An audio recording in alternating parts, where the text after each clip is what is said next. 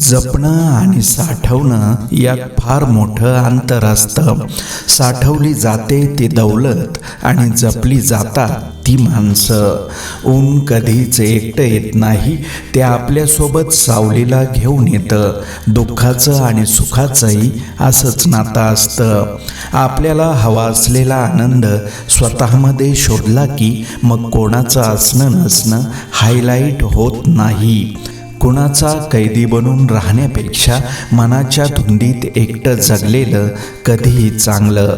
ज्ञानानंतर जर अहंकार जन्म घेत असेल तर ते ज्ञान विष आहे, परंतु ज्ञानानंतर जर नम्रता जन्म घेत असेल तर ते ज्ञान अमृत आहे. माणसानं जवळ पैशाची श्रीमंती नसली तरी चालेल, पण विचारांची श्रीमंती नक्की असायला हवी.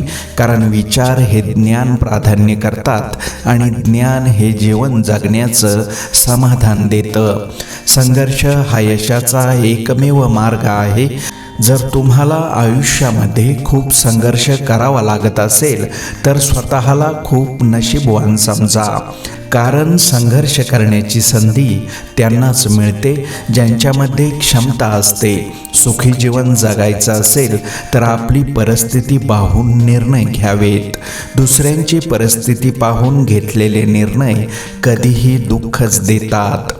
आयुष्यात कधीच कोणावर जास्त अवलंबून राहू नका, कारण अंधार पडल्यावर स्वतःची सावली देखील सोडून जाते. ज्यांना कोणाला जिंकायचं असतं ते कधीच दुसऱ्याला हरवण्यासाठी तयारी करत नसतात.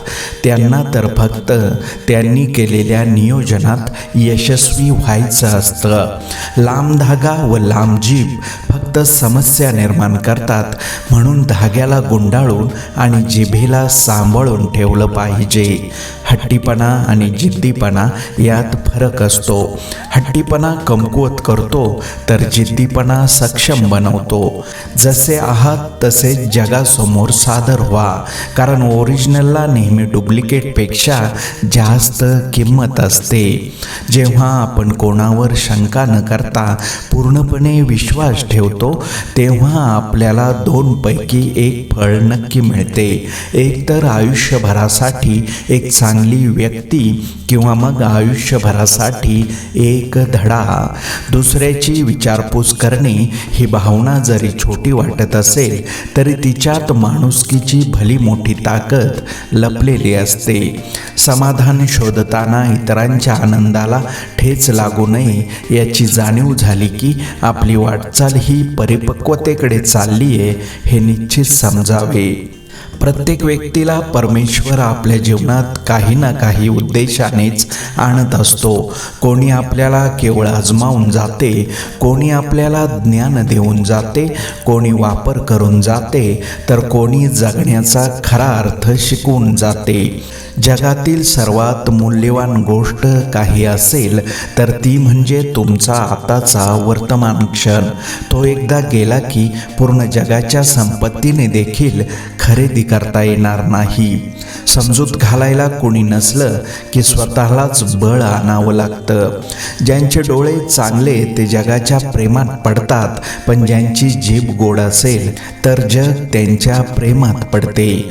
प्रत्येक पाऊल योग्य नसते, पण धोके पत्करून त्यातून जे शिकत जातात ते ध्येय नक्की गाठतात. स्वतःमध्ये रमणारी माणसंच स्वच्छंदी आयुष्य जगू शकतात. शून्यातून सुरुवात केलेल्या व्यक्तीला पुन्हा आयुष्यात शून्य होण्याची कधीच भीती वाटत नसते. जीवनात आपल्यासाठी वेळ देणाऱ्या व्यक्तींना कधीच टाळू नका, विसरू नका. या व्यक्ती एकदा जर हरवल्या तर गुगलवर शोधूनही सापडणार नाहीत. त्यांना जपा.